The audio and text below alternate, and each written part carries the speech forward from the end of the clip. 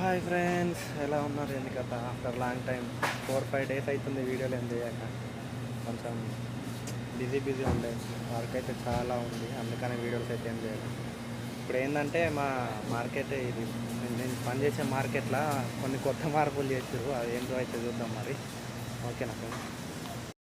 First ఇక్కడ Gibson board ఉంటుండే, ఆ జిప్సన్ బోర్డ్ని కట్ చేసి బ్రెడ్ సెక్షన్ మొత్తం అక్కడ నుండి తీసేసి ఈ నుండి ఆర్డర్లు అయితే ఇవ్వమైతే చెప్పేసి అన్నారు.